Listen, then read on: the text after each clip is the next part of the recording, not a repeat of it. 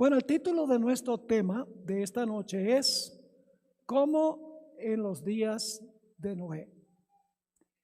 Es un tema que encontramos en la serie de Génesis, que es la más larga que hemos preparado, 38 horas de material sobre Génesis. He decidido comenzar con este tema porque nosotros hoy estamos viviendo lo que ocurría antes del diluvio. Cuando yo grabé la serie no habían pasado muchas cosas que están pasando ahora en el mundo. Desastres por todas partes, terremotos, huracanes, tornados, luchas políticas, guerras y rumores de guerras, mucho más ahora que en el pasado. Así que queremos comenzar con una oración y luego entramos de lleno a nuestro estudio. Oremos. Nuestro Padre y nuestro Dios, te damos gracias por el grato privilegio de encontrarnos en este lugar. Te damos gracias por tu palabra, una guía segura en un mundo que anda tan confundido. Te ruego, Señor, que al abrir tu palabra esta noche, que no regrese a ti vacía, sino que haga un impacto en nuestras mentes y nuestros corazones. Ayúdanos a entender los tiempos en que estamos viviendo para que podamos prepararnos para los eventos que pronto estallarán en este planeta. Gracias te damos por la promesa de tu presencia y reclamamos esa promesa en el precioso y poderoso nombre, que es sobre todo nombre, el nombre de Jesús. Amén. Quiero invitarles a abrir sus Biblias conmigo al libro de Génesis, el capítulo 6. Génesis, el capítulo 6. Y vamos a leer el versículo 5 y entonces vamos a ir a los versículos 11 y 12. Ahora, antes de leer estos versículos, quiero mencionar algo del contexto, cuándo están ocurriendo los eventos de los cuales vamos a leer. La Biblia nos dice que un tiempo después de la creación y el pecado, Caín mató a su hermano Abel.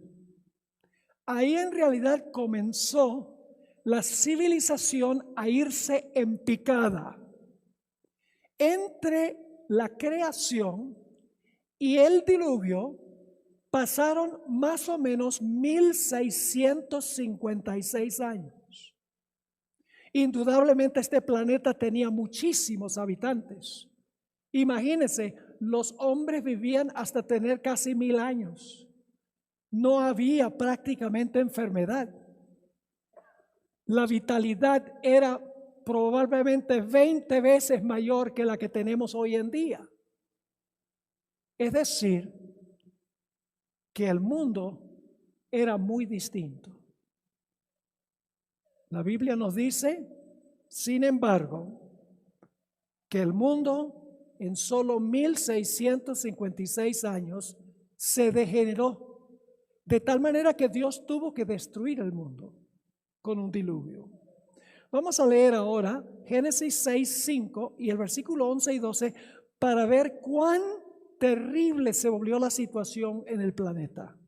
Dice, y vio Jehová que la maldad de los hombres era mucha en la tierra y que todo designio de los pensamientos del corazón de ellos era de continuo solamente el mal.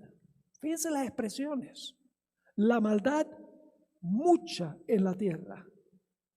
De continuo solamente el mal existía.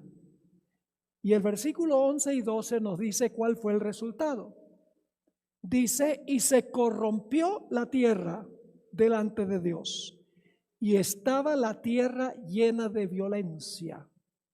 Y miró Dios la tierra, y he aquí que estaba corrompida, porque toda carne había corrompido su camino sobre la tierra. ¿Cómo es que el mundo llegó a esta situación en tan solo 1656 años? Un planeta indudablemente poblado en todas partes del planeta. La Biblia nos dice qué fue lo que causó que el mundo llegara a esta situación. En el mismo capítulo 6, el versículo 1 y 2, y luego el versículo 4, nos dice cuál fue la causa de la maldad del mundo. Dice allí en el versículo 1 del capítulo 6: aconteció que cuando comenzaron los hombres a multiplicarse sobre la tierra, la faz de la tierra, y les nacieron hijas, que viendo los hijos de Dios, que las hijas de los hombres eran hermosas, tomaron para sí mujeres, escogiendo entre todas. Hubo una mezcla entre los hijos de Dios y las hijas de los hombres. Ahora, algunas personas piensan que los hijos de Dios eran ángeles y que las hijas de los hombres eran mujeres humanas. Y dicen que esta unión produjo gigantes. Pero cuando leemos con cuidado Génesis 6, nos damos cuenta que había gigantes antes que se unieran los hijos de Dios con las hijas de los hombres. Fíjense lo que dice el versículo 4. Había gigantes en la tierra en aquellos días. ¿En cuáles días? En los días en que los hijos de Dios se unieron con las hijas de los hombres. Había gigantes en la tierra en aquellos días, y ahora escuchen, y también después que se llegaron los hijos de Dios a las hijas de los hombres. Es decir, había gigantes antes y había gigantes ¿qué? Después. Así que los gigantes no fueron el fruto de la unión de los hijos de Dios con las hijas de los hombres. Y luego dice, estos fueron los valientes que desde la antigüedad fueron varones de renombre. ¿Quiénes eran los hijos de Dios? Los hijos de Dios eran los fieles, los que en realidad eran fieles a Dios.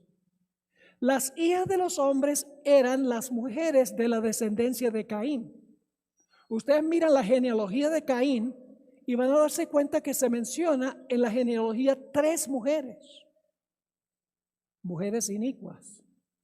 Es decir, los fieles de Dios se unieron con las mujeres mundanas, por así decirlo. Y fíjense que cuando se une un cristiano con un mundano, en la mayoría de los casos, el cristiano no convierte al mundano.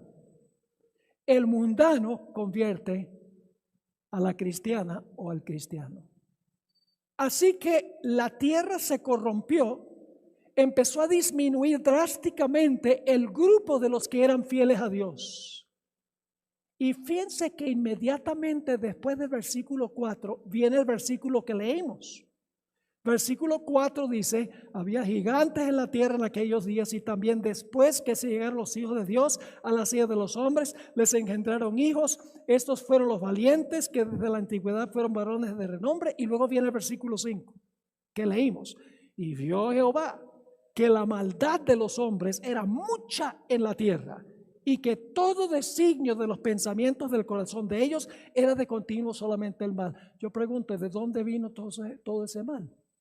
El versículo 4 dice, por causa de la unión de los hijos de Dios con las hijas de los hombres. Por eso es que el apóstol Pablo dijo, no os unáis en yugo desigual con los incrédulos. Y eso no se aplica solo al matrimonio. Eso se aplica a todas las dimensiones de la vida.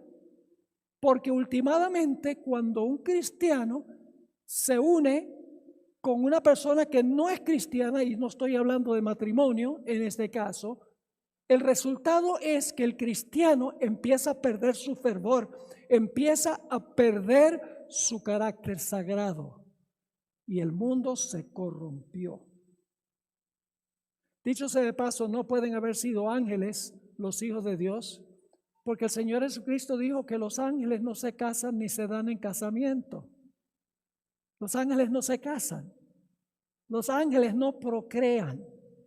Este es el único planeta del universo que tiene procreación. Porque el propósito de Dios era reemplazar las vacantes que dejaron Lucifer y sus ángeles cuando cayeron del cielo. Ese era el propósito de la procreación. Ahora, hay un pasaje en el Nuevo Testamento que describe más o menos cómo era el mundo antes del diluvio. Ahora, es un escrito del apóstol Pablo, donde describe la iniquidad que va a existir al final de la historia, inmediatamente antes de la segunda venida de Jesús. Es un pasaje largo, pero lo voy a leer y voy a recalcar algunos puntos muy importantes de este pasaje. Se trata de Romanos 1 y empezando en el versículo 16 y vamos a leer hasta el versículo 32. Nuevamente Romanos 1, 16 al 32. Lo que estamos leyendo aquí es la condición que existía antes del diluvio, porque el Señor Jesucristo dijo, vamos a encontrar, como fue en los días de Noé, así será también en la venida del Hijo del Hombre. Dice en Romanos 1:16, porque la ira de Dios se revela desde el cielo contra toda impiedad e injusticia de los hombres, que detienen con injusticia la verdad. Porque lo que de Dios se les conoce es manifiesto, pues Dios se lo manifestó. Porque las cosas invisibles de Él, es decir, las cosas invisibles de Dios, su eterno poder y deidad, se hacen claramente visibles desde la creación del mundo. Es decir, cuando se contempla la creación, se sabe que existe un Dios todopoderoso. Así que dice, porque las cosas invisibles de Él, su eterno poder y deidad, se hacen claramente visibles desde la creación del mundo, siendo entendidas por medio de ¿qué? De las cosas hechas, de modo que no tienen excusa. Es decir, al observar la creación, al observar lo que existe en el mundo, hay una clara evidencia de que hay un creador. Sigue diciendo en el versículo 21, pues habiendo conocido a Dios, no le glorificaron como Dios, ni le dieron gracias, sino que se envanecieron en sus razonamientos, y su necio corazón fue entenebrecido. Profesando ser sabios, se hicieron necios, y cambiaron la gloria del Dios incorruptible en semejanza de imagen de hombre corruptible, de aves, de cuadrúpedos y de reptiles. Y ahora viene una expresión que aparece 3 veces en el pasaje. Por lo cual también Dios los ¿qué? Los entregó. ¿Ustedes quieren vivir así?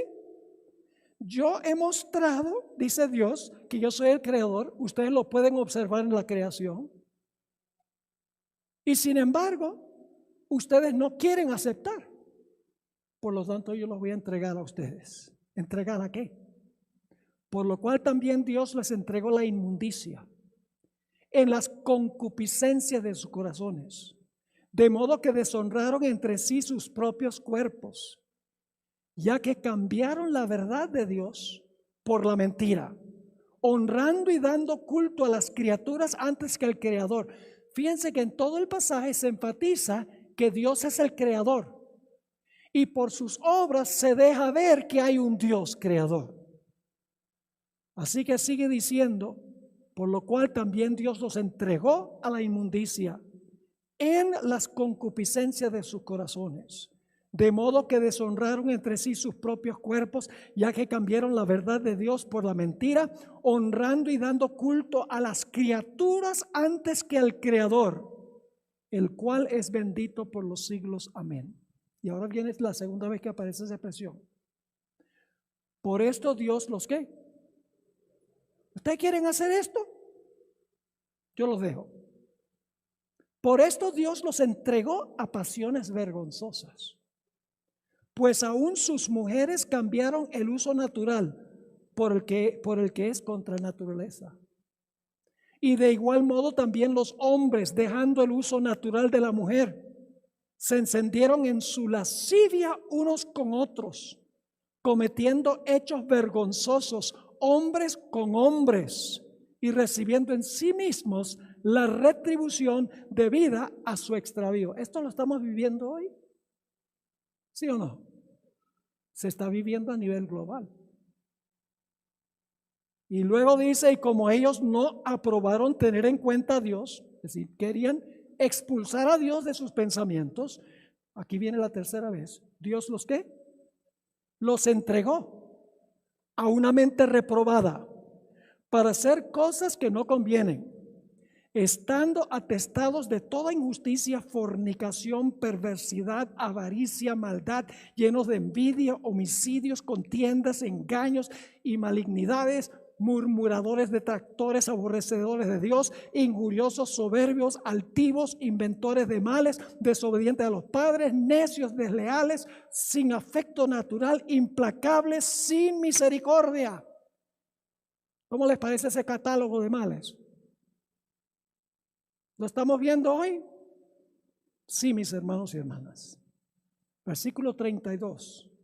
Quienes habiendo entendido el juicio de Dios, son personas que saben que Dios va a juzgar, que los que practican tales cosas son dignos ¿de qué?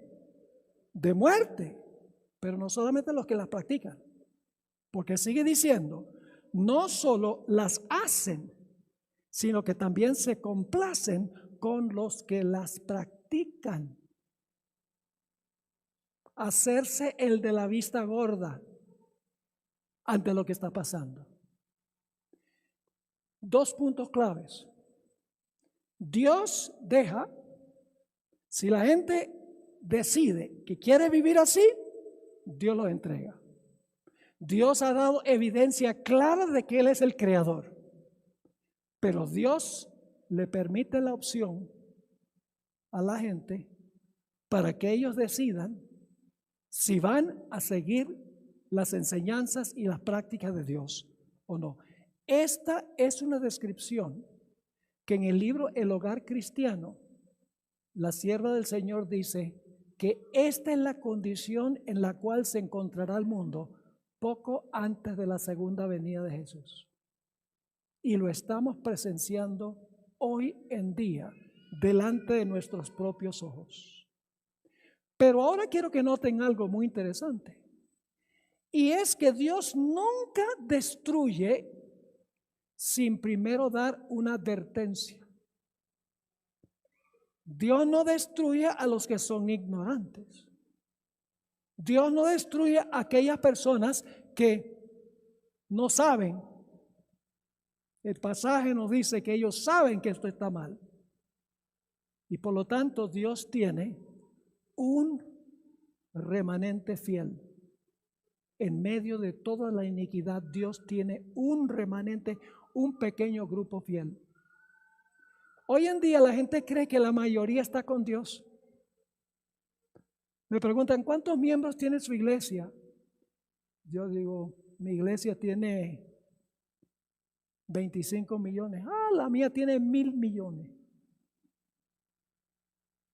La mayoría nunca ha estado con Dios. La minoría ha estado con Dios. No se pierden el tema de mañana y el de pasado mañana. Así que en este mundo inicuo había un pequeño remanente fiel que no practicaba ni se hacían los de la vista gorda ante lo que estaba sucediendo.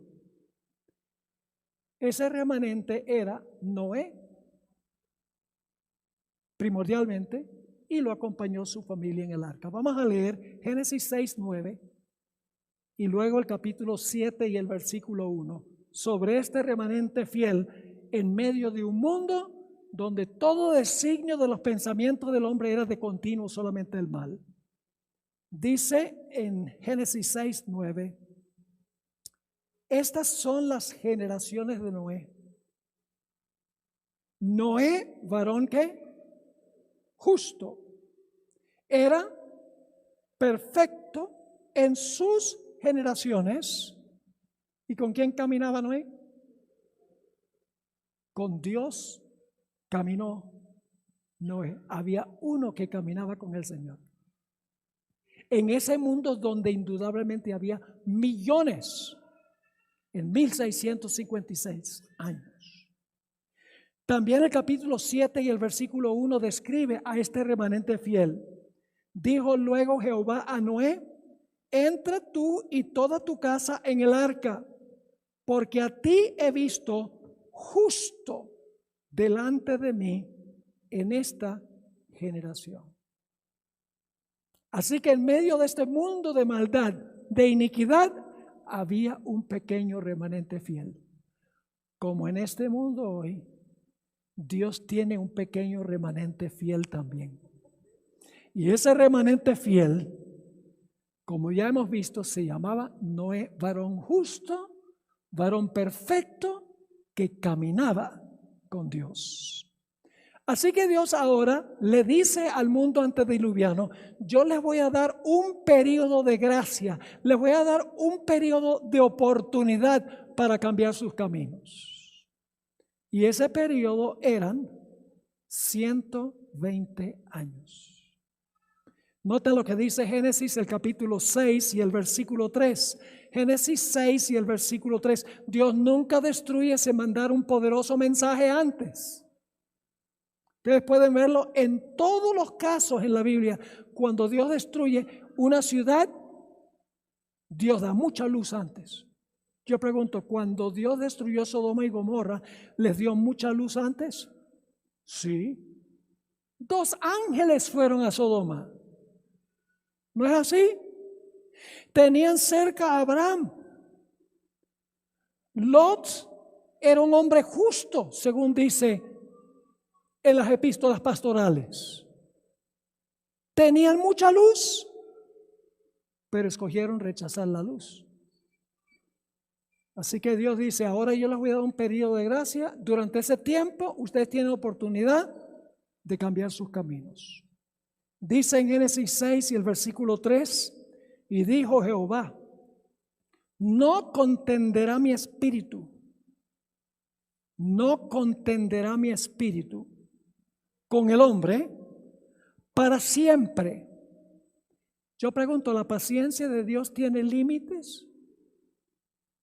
El amor de Dios no tiene límites, pero la paciencia de Dios tiene límites. Dios está poniendo un límite aquí. Está diciendo: porque ciertamente Él, el hombre, es carne, mas serán sus días, ¿cuánto tiempo? 120 años. Así que Dios dice: voy a dar 120 años de gracia. Y entonces Dios toma a ese remanente, Noé, para proclamar el mensaje. Durante esos 120 años, Noé predicó. Ahora, en Génesis no dice que Noé predicó, pero sí lo dice en 2 de Pedro 2:5. Hay que buscar todo lo que dice la Biblia en cuanto a Génesis. No podemos quedarnos solamente en Génesis. En 2 de Pedro 2:5, hablando del diluvio, dice: y si no perdonó al mundo antiguo, sino que guardó a Noé. ¿Y qué hacía Noé? Pregonero de justicia. Esa palabra pregonero es la misma palabra que se traduce predicar en el Nuevo Testamento, queruso. Es decir, Noé predicaba justicia. ¿Qué le estaba diciendo a la gente? Entréguense al Señor. El Señor tiene gracia, les ha dado un periodo de oportunidad. Cambien sus caminos. ¿Estuvo acompañado el mensaje de Noé por el Espíritu Santo? Sí, porque dice: no contenderá mi ¿qué? Mi espíritu. Así que Noé predica. ¿Y quién fortalece el mensaje? El Espíritu. No solo eso, sino que el mensaje de Noé fue un mensaje de juicio. Un mensaje acompañado por el poder del Espíritu Santo y un mensaje de juicio. ¿Cómo sabemos eso? La palabra contenderá, que se usa allí en Génesis 6:3, casi en todos los casos del Antiguo Testamento se traduce juzgar.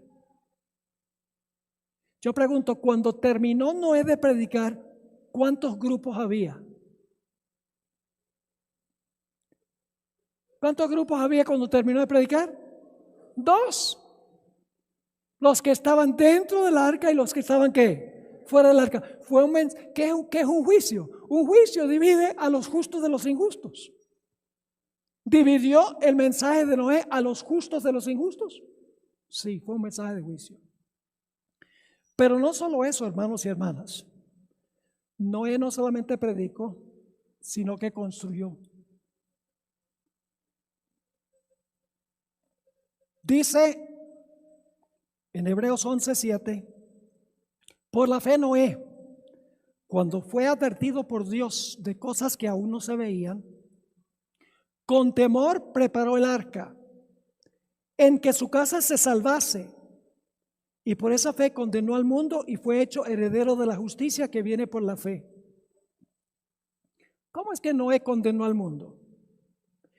Mis hermanos y hermanas, apreciadas visitas, antes del diluvio no había llovido. No había lluvia antes del diluvio. Ustedes recuerdan que este planeta estaba cubierto de agua antes de la semana de la creación, ¿correcto? El segundo día Dios tomó parte del agua y la colocó arriba, se llama las ventanas del cielo, y tomó parte del agua y lo colocó debajo, que se conoce como las fuentes del abismo. Dividió las aguas de las aguas. Y entonces la pregunta es, ¿y cómo se regaba entonces la tierra? Bueno, en Génesis 2, 5 y 6 dice que Dios tenía un sistema de riego automático, que a ciertas horas del día aparecía un vapor que regaba la tierra, pero nunca había llovido. Imagínense construir un transatlántico en tierra seca y decir que viene un diluvio que va a inundar a todo el planeta. Un mensaje absurdo, ridículo, ilógico, contrario a la ciencia. Y sin embargo, ¿qué hizo Noé? No solo predicó, viene un diluvio, sino que construyó un arca en tierra seca. Y no era un arca pequeña, era como un transatlántico. Era un barco grande.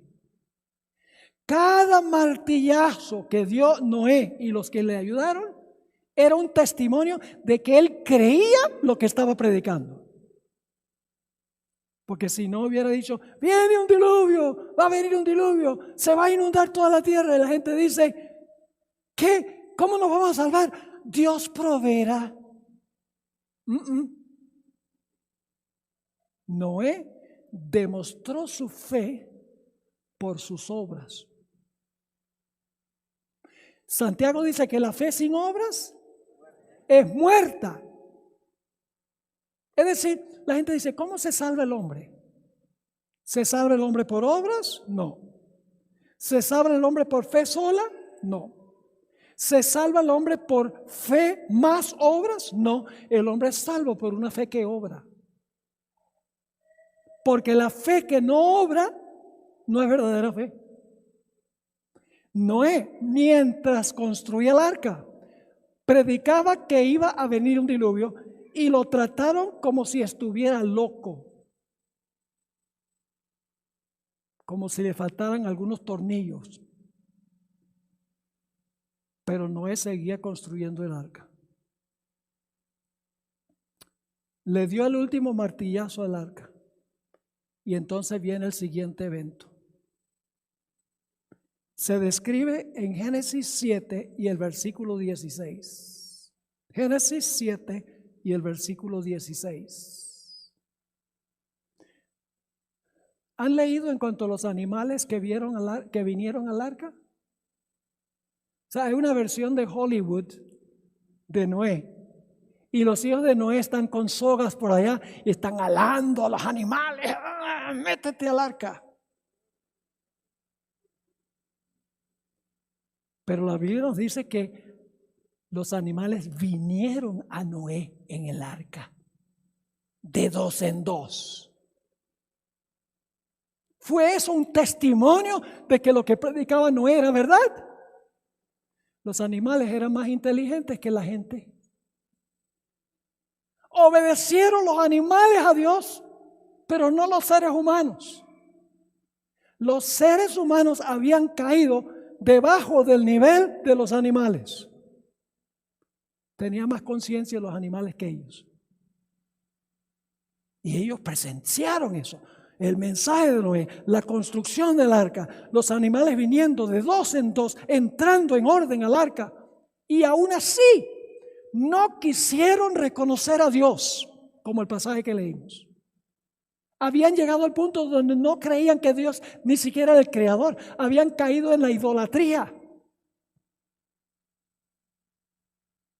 Y dice en el versículo 16 del capítulo 7, y los que vinieron, macho y hembra de toda carne, vinieron como le había mandado Dios. ¿Y luego qué pasó? Y se cerró la puerta. Yo pregunto, ¿podía alguno salvarse después de cerrarse la puerta? ¿Podía alguno perderse después de cerrarse la puerta? Cuando la puerta se cerró, todos los casos estaban decididos porque el juicio había terminado. La predicación del mensaje había terminado. Dios había dado el mensaje 120 años. ¿Vieron cómo entraron los animales? Veían la naturaleza, casi no se había corrompido. ¿De dónde vino toda la naturaleza hermosa? Todos los animales, toda la creación, ¿de dónde vino?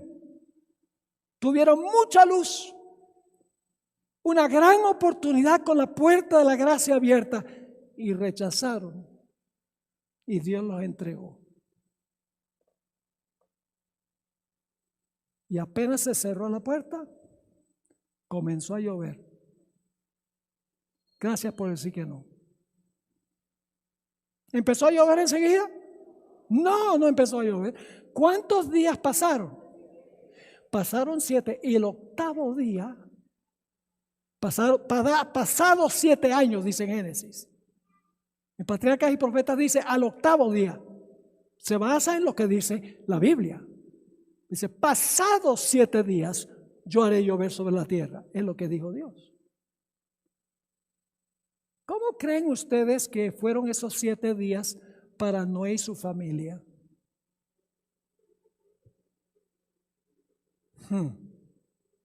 Primer día, cielo azul. Segundo día, cielo azul. Tercer día, ni vestigio de nubes. Cuarto día, como todos los demás.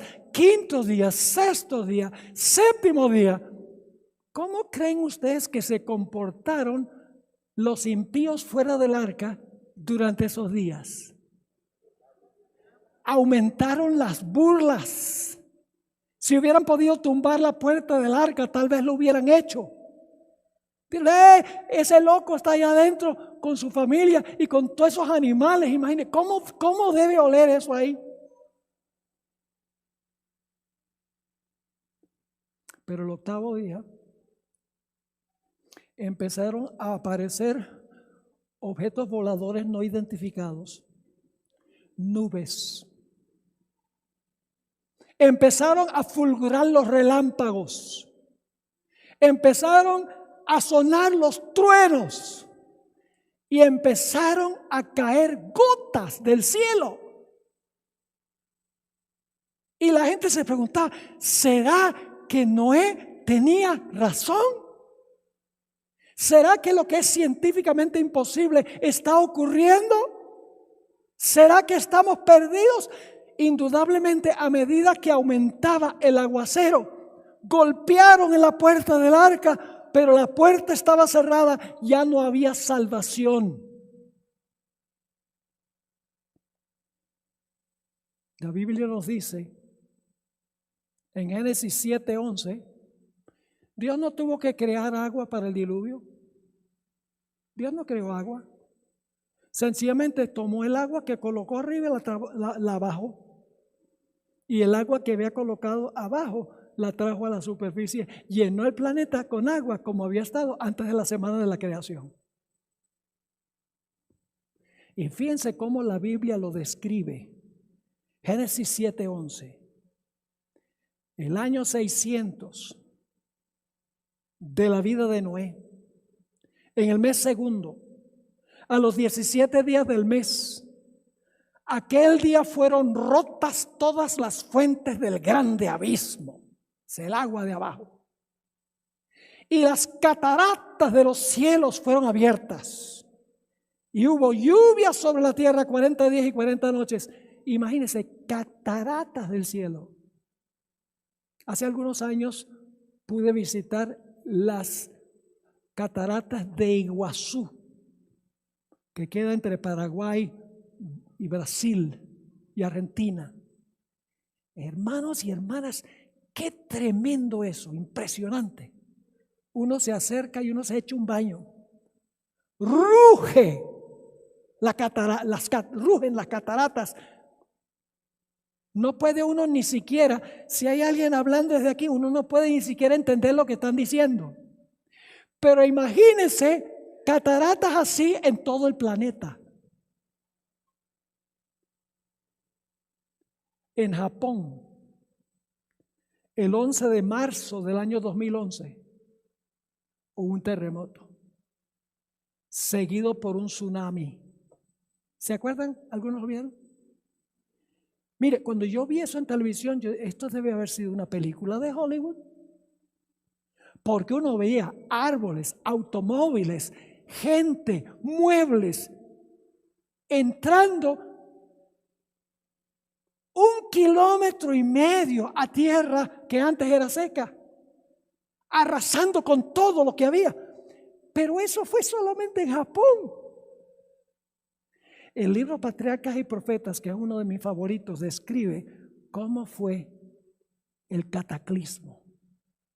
La página 87 y 88 dice: el agua se veía caer de las nubes cual enormes cataratas. Los ríos se salieron de madre e inundaron los valles. Torrentes de agua brotaban de la tierra con fuerza indescriptible, chorros de agua.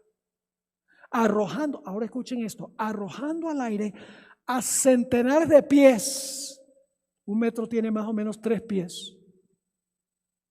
Macizas rocas.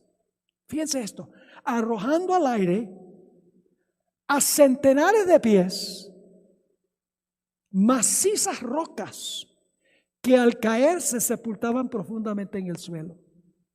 A medida que la violencia de la tempestad aumentaba, árboles, edificios, rocas y tierra eran lanzados en todas las direcciones.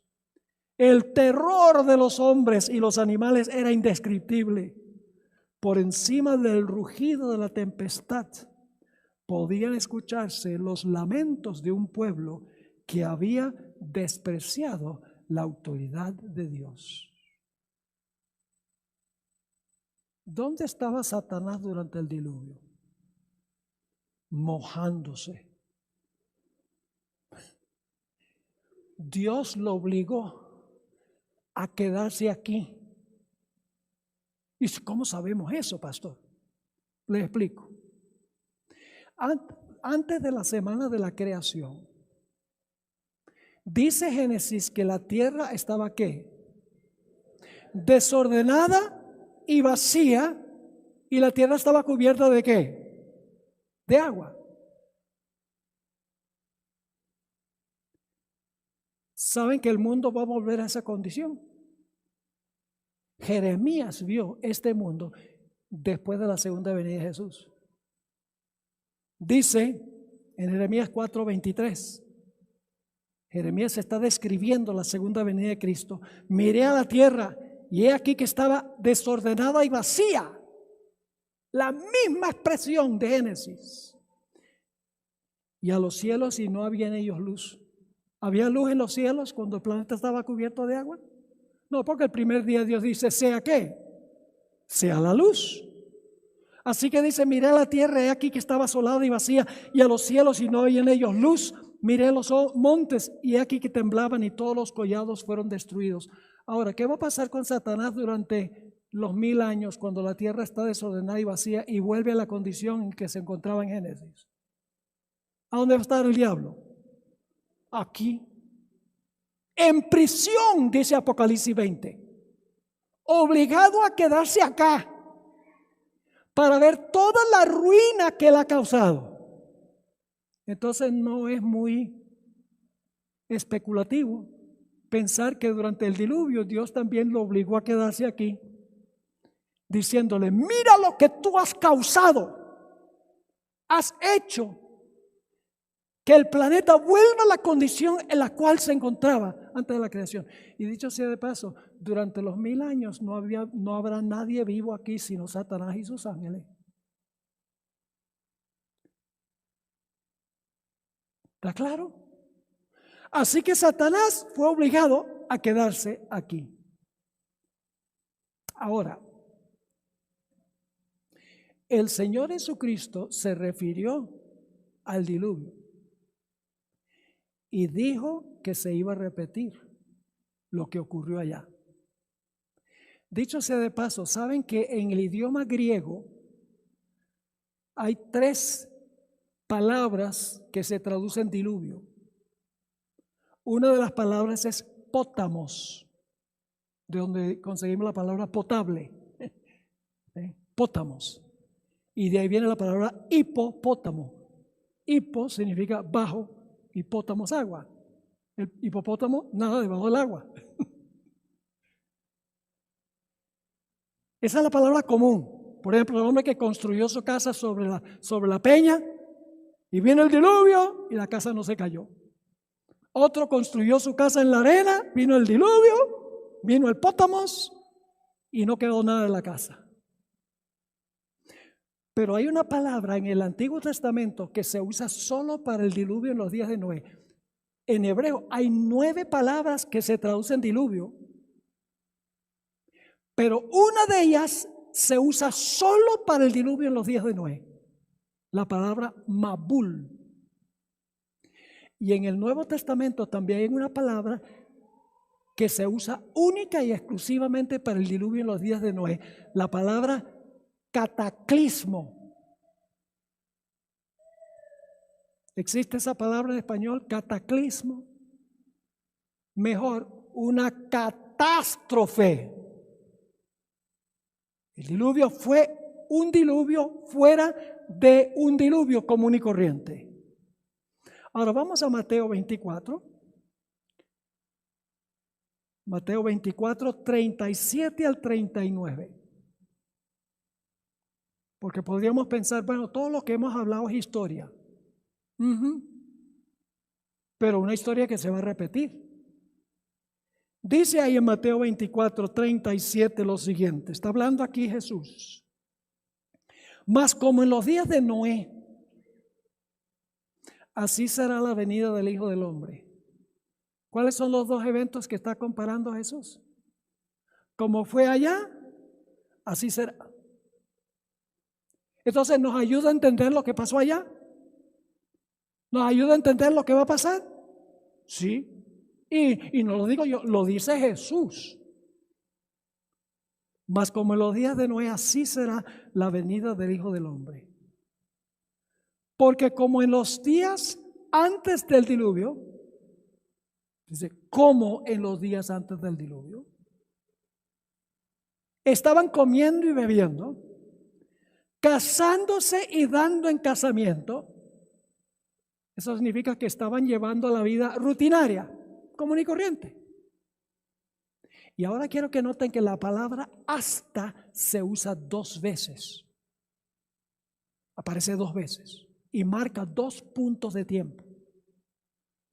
Así que dice, estaban comiendo y bebiendo, casándose y dando en casamiento hasta el día en que Noé entró en el arca. Es el primer punto de tiempo. Y luego dice, y no conocieron, ¿qué cosa? Hasta que vino el diluvio. ¿Y cuándo pasó eso? El primer hasta es cuando se cierra la puerta. El segundo hasta es cuando viene ¿qué? El diluvio. No entendieron, los que estaban afuera no entendieron hasta que vino el diluvio. ¿Qué fue lo que no entendieron hasta que vino el diluvio? Los que estaban afuera. Que estaban perdidos. ¿Cuándo supieron que estaban perdidos? Cuando comenzó a llover. ¿Sabían que estaban perdidos durante los 7 días? No.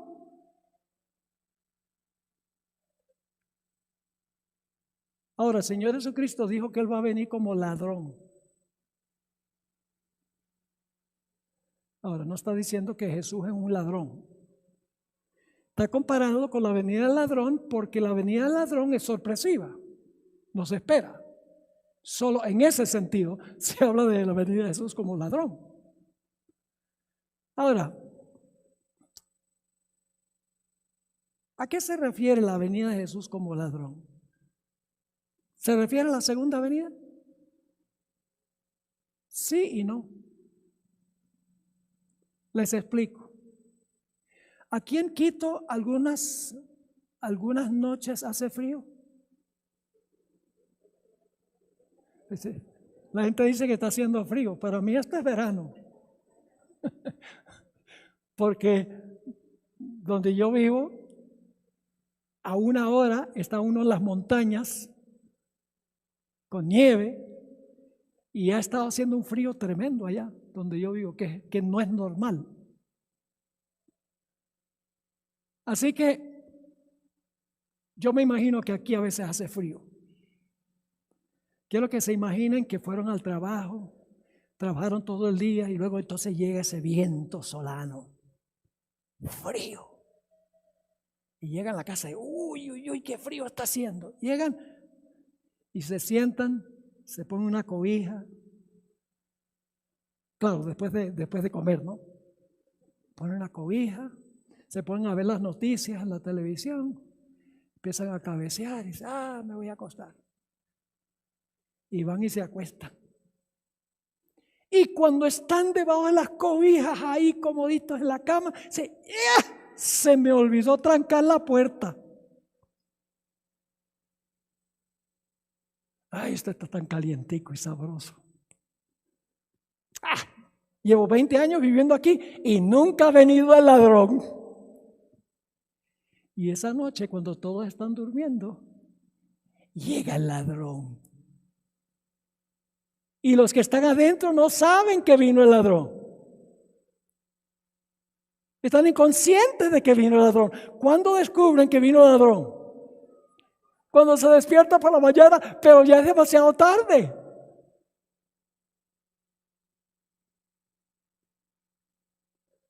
¿Qué significa la venida de Jesús como ladrón? Significa que la puerta de la gracia se va a cerrar y la mayoría de la gente en el mundo va a estar inconsciente de que la puerta se cerró. ¿Cuándo van a descubrir que la puerta se cerró y están perdidos? Cuando vean a Cristo viniendo en las nubes del cielo, pero ya es demasiado tarde. ¿Están entendiendo? La venida del ladrón. Y fíjense que Dios siempre primero cierra la puerta y después viene la destrucción. Ustedes pueden ver varios casos en la Biblia donde Dios primero cierra la puerta, pasa un tiempo y luego entonces viene la destrucción. Por ejemplo, la puerta de la gracia se cerró para la nación judía en el año 34, al concluir las 70 semanas, pero la destrucción no vino sino hasta el año 70. En la Babilonia del Antiguo Testamento, cuando Belsasar estaba haciendo su banquete, primero Dios anunció, ha sido pesado en la balanza, ha sido hallado falto. Tu reino es dado a los persas y a los medos, pero todavía no le había pasado el reino a ellos, todavía no había muerto Belsasar. Después de un tiempo, esa noche, murió Belsasar y los medos y persas tomaron el reino, pero Dios lo anunció antes. Se cerró la puerta antes. Podríamos decir Sodoma y Gomorra. Dios anunció a Sodoma y Gomorra. ¿Hubo una puerta cerrada en Sodoma y Gomorra antes de la destrucción? Sí. ¿Te recuerdan que una noche todos los varones de la ciudad, incluyendo jóvenes y viejos, se reunieron alrededor de la casa de Lot porque habían visto que los dos ángeles habían llegado a su casa? Y Lot era hospitalario. Y todos los hombres le dijeron a Lot: sácanos a esos hombres que queremos conocerlos. No conocerlos así como yo los conozco a ustedes. Adán conoció a su mujer y ella concibió un hijo. Los depravados de Sodoma querían tener relaciones sexuales con los ángeles, hombres con hombres. Y dice que hacían violencia a Lot. Y los ángeles tomaron a Lot y lo metieron a la casa. ¿Y qué hicieron? Cerraron la puerta. Cuando la puerta se cerró la puerta de la gracia para Sodoma y las ciudades de la llanura. La mayoría de los cristianos creen que ellos pueden esperar hasta que Cristo venga en las nubes y dice: ¡ah, yo soy tuyo! No. La puerta se va a cerrar primero y después viene un tiempo de angustia como tuvo Noé y su familia en el arca. Y los impíos se van a volver más altaneros de día en día contra los fieles de Dios. Por eso nosotros tenemos que encomendarnos al Señor. Tenemos que tener una relación estrecha, íntima con el Señor Jesús. Que nada ni nadie sacuda nuestra fe y nuestra confianza en Él. Ahora quiero darle un par de ejemplos ya para concluir. ¿Será posible que la puerta de la gracia, cuando se cierre, va a tomar a la mayoría del mundo por sorpresa? Yo pregunto, ¿el cierre de la puerta fue una sorpresa para los antediluvianos? Claro, ellos no sabían que estaban perdidos. ¿Cuándo se dieron cuenta que estaban perdidos? Cuando comenzó a llover. La puerta de la gracia se va a cerrar para el mundo antes que Jesús venga. Pero cuando Jesús venga, los que no se prepararon se van a dar cuenta que están perdidos. El miércoles 13 de noviembre de 1985, la ciudad de Armero, en Colombia, quedó completamente sepultada por una avalancha de barro cuando estalló el volcán Nevado del Ruiz. Los habitantes de la ciudad estaban confiados que si había una erupción del volcán, el barro iba a seguir el cauce del río que fluía al occidente de la ciudad, pero no contaban con que una gigantesca roca iba a caer en el cauce del río y desviar el barro a la ciudad de Armero. En una sola noche perecieron 22,000 personas. La pregunta clave es: ¿no podría haberse salvado toda esa gente? ¿Acaso no había señales de que algo iba a ocurrir? La respuesta es sí. ¿Por qué fueron tomados por sorpresa? El día después del desastre, yo estaba volando a Colombia para predicar en un lugar y el piloto dijo: voy a bajar el avión para que puedan ver lo que era Armero, y lo único que uno veía era techos de zinc brillando en el sol, completamente sepultado. El siguiente día apareció en el periódico El Espectador, uno de los periódicos principales de Colombia, un artículo escrito por Rodolfo Rodríguez Calderón. El título del artículo era "Un desastre anunciado". Y él dio todos los datos de las señales que hubo antes que estallara el volcán. Y voy a compartir esos detalles con ustedes. 11 meses antes que estallara el volcán había empezado a escupir humo. Debido al calor intenso de la montaña, la nieve se derritió y se formó hielo, una sólida masa de hielo. El nivel del agua de los ríos aumentó drásticamente porque la nieve se derritió y los cauces de los ríos aumentaron tremendamente. La fumarola de ceniza el primer día alcanzaba 50 metros. El segundo día había aumentado a 300 metros y el día antes de que estallara el volcán, la fumarola había alcanzado una altura de 5.500 metros. El 11 de septiembre la tierra empezó a temblar, alcanzando una intensidad de 3. En ciertas ocasiones la gente podía oír a la montaña rugiendo desde adentro. Tuvieron que cerrar las carreteras por los deslices de barro. La gente no podía mantener limpios los muebles de su casa porque estaban llenos de arcilla. Se captaba el olor de azufre en el aire. La noche que estalló el volcán hubo una lluvia torrencial y una oscuridad sobrenatural. Yo fui profesor del pastor adventista en Armero. Tristemente su esposa y todos sus hijos perecieron. Él estaba en otra ciudad predicando en otra de sus iglesias. Y me contó cómo había sido este desastre tan terrible. Dice que había una oscuridad anormal. No solo eso, sino que había una lluvia torrencial como nunca se había visto allí en Armero. Y sin embargo, a pesar de todas las señales, 22,000 personas quedaron en la ciudad y perecieron. Ahora, la pregunta clave es: ¿por qué la gente ignoró las señales? Por la misma razón que la gente antes del diluvio ignoró las señales. Dependieron de lo que decían los expertos. Los historiadores en los días de Noé decían: en la historia no se conoce un diluvio. Los psicólogos decían: este hombre lo que está es loco, necesitas un psiquiatra. El sociólogo decía: no podemos dejar que ande con sus cosas porque se puede estorbar el orden social. Los científicos decían: esto es anticientífico.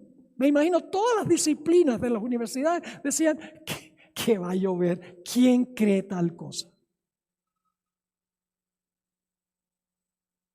Permítame compartir lo que dijeron los expertos con nombres propios que aparecieron en el artículo del Espectador. A las 7 de la noche, el sacerdote Edgar Efrén Torres anunció por el radio: no hay razón para tener pánico, por favor conserven la calma. La defensa civil salió con un mensaje por radio que decía: no hay razón para preocuparse. El obispo del pueblo, Augusto Osorio, advirtió al pueblo que tuviera cuidado con los fanáticos que querían dar la impresión de que algo terrible iba a pasar. El alcalde de la ciudad dijo: no se preocupen. Después del desastre, el gobernador del departamento de Tolima afirmó: el desastre no se podría haber predicho de antemano. El científico colombiano Jaime Villegas Velázquez dijo: este volcán nunca estallará, nada va a pasar, tengan cuidado con las especulaciones y las exageraciones. El secretario de Minas, Iván Duque Escobar, dijo: nada pasará. Aún el geólogo de Estados Unidos, Daryl Hurd, había dicho: es muy improbable que la ciudad pueda ser sepultada por rocas, lava o barro. Y el Comité Regional de Emergencias impartió un mensaje por radio: no esperen que las ventanas se quiebren, no esperen oscuridad, ni lava corriendo cuesta abajo, no esperen una gran cantidad de ceniza, entre otras cosas. en vez de hacerle caso a las señales, le hicieron caso a los expertos. ¿Hay peligro de que ocurra lo mismo hoy? Porque las disciplinas en las universidades de hoy son básicamente ateas. Están enseñando es la teoría de la evolución.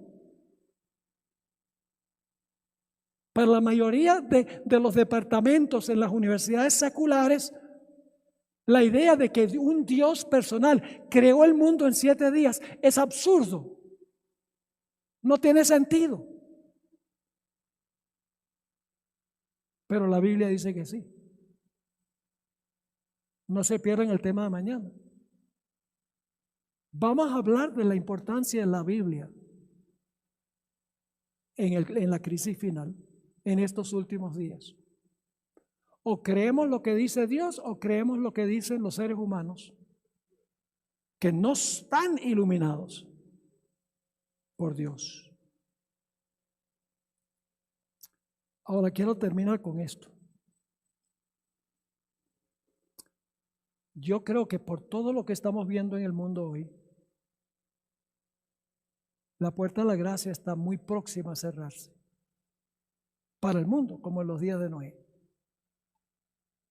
Pero escuchen lo que voy a decir. Hay 2 cierres de la gracia. El primer cierre de la gracia es individual. El segundo cierre de la gracia es global. Hemos hablado esta noche del global. Cuando se cierra la puerta para todo el mundo. Pero hay un cierre de gracia individual también. Cuando una persona se muere, la puerta de la gracia se cerró. En Hebreos 9:27 dice, es menester que el hombre muera una vez y después el juicio. La gente dice, yo algún día me voy a entregar al Señor. Hay tiempo. Puedo esperar. Pero si llegásemos a morir esta noche fuera de Jesús, sería algo muy serio, porque nuestro caso queda decidido para siempre. La Biblia nos dice que los muertos en Cristo resucitarán primero. Lo crucial es estar en Cristo, recibirle como Salvador y como Señor en la vida, creer en su palabra, tal cual está escrita, por más absurda que parezca ante los seres humanos. Tener una relación estrecha, íntima con Jesús. A veces la gente me pregunta, porque yo viajo mucho en avión, he viajado más de 7 millones de kilómetros desde 1991. Y no falta alguien que diga, pastor, ¿usted no le da miedo viajar en avión? Y yo le digo, no. ¿Por qué? Porque se puede caer. Sí.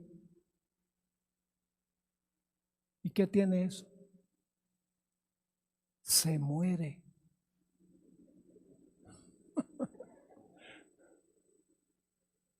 Y yo digo, ¿cuál es el problema? ¿No tiene miedo de morir? No. Pues estoy en Cristo. Me bauticé, me entregué a Él. Y la muerte es solamente un sueño un poco más largo. Dormimos por más tiempo. La Biblia más de 50 veces compara la muerte con dormir. Y del dormir habrá un despertar cuando Jesús venga en poder y gloria. Se me ocurre preguntar en esta noche, ¿cuántos quieren agradecerle al Señor por habernos dado un camino de escape? Que podemos unirnos con Cristo Jesús, nuestro Salvador personal, y podemos tener paz y tranquilidad en nuestra vida sin preocupación de lo que nos pueda pasar. ¿Quieren darle gracias a Dios por eso? Gloria al Señor, hermanos y hermanas, apreciadas visitas. Pero ahora quiero ser un poquito más directo. ¿Hay alguien aquí que todavía no ha hecho una entrega total y completa a Cristo Jesús como Salvador? Y la forma que se manifieste es a través del bautismo. Esa es la ceremonia oficial de unión con Jesús. Somos sepultados con Él, morimos con Él, sepultados con Él, resucitamos con Él, en simbolismo. ¿Hay alguien aquí que todavía no ha tomado ese paso, que no ha hecho una entrega sin reservas a Jesús, que le gustaría decirle en esta noche: Señor Jesús, yo decido esta noche que yo voy a entregar mi vida por completo a mi querido Señor Jesús? ¿Hay alguien que quiere levantar la mano y decirle eso al Señor Jesús? Por favor, póngase de pie. Yo quiero orar por usted, los que levanten la mano. Quiero orar por ustedes. Gloria a Dios. Tenemos algunos, estas luces me impiden ver. ¿Alguien más que quiere decirle eso a Jesús? No tengan miedo. Esta es una decisión que están tomando ante el Señor, no la están tomando ante mí. Yo sencillamente soy el instrumento que Dios usa para darles la oportunidad de que tomen esta decisión. ¿Hay alguien aquí que todavía no ha tomado esa decisión de entregar su vida plena y completamente a Jesús? Por favor, pase aquí al frente. Yo voy a tener una oración. El Señor hubiera venido a salvar a una persona. Jesús hubiera venido para salvar solamente a usted. Gloria a Dios. Ya, yo sé que se está rompiendo el hielo. Vamos a tener más personas que van a venir aquí al frente. Es difícil romper el hielo. Gloria a Dios. Acérquense, voy a tener una oración especial. No significa que se van a bautizar esta noche. Sencillamente están tomando la decisión de que van a entregar su vida al Señor Jesús. Y un día, cuando estén listos, entonces van a entregar su vida a Jesús a través del bautismo. ¿Alguien más que quiere unirse a este grupo? No deje pasar esta oportunidad. La Biblia dice: si hoy oyerais su voz, no endurezcáis vuestro corazón. La Biblia dice: hoy es el día de la salvación, no mañana ni pasado mañana. Nosotros no sabemos dónde vamos a estar mañana ni pasado mañana. Ahora es el momento, mis queridos hermanos y amigos. Acérquense. Yo voy a tener una oración en unos momentos para este lindo grupo que ha respondido al llamado del Señor. Qué lindo será vivir con Jesús, ¿sí o no? El que vino y lo dio todo por nosotros. Yo anhelo que llegue ese día. Gloria al Señor. Siempre me da miedo terminar un llamado, porque yo sé que hay gente que está en el valle de la decisión. ¿Alguien más? No vamos a alargar el llamado mucho, pero tampoco quiero terminar sin que toda persona aquí que siente el jalón del Espíritu Santo responda a esa voz silenciosa que está hablando a tu conciencia. ¿Alguien más? Gloria a Dios. Los jóvenes también pueden venir, los niños también pueden venir, ¿cómo no? Gloria a Dios. Un lindo grupo, ¿verdad, hermanos y hermanas? Amén, gloria a Dios. Ese amén estuvo débil. Amén. Ok, gloria a Dios. Bueno, vamos a tener en un momento una oración. Ya casi terminamos. Yo sé que hay otra persona aquí que debe responder.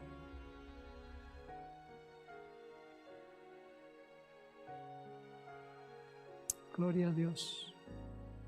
Gloria al Señor. Algunos más se unen a este grupo.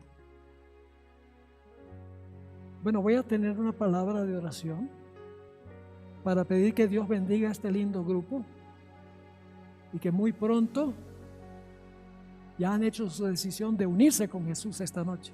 Eso es un hecho.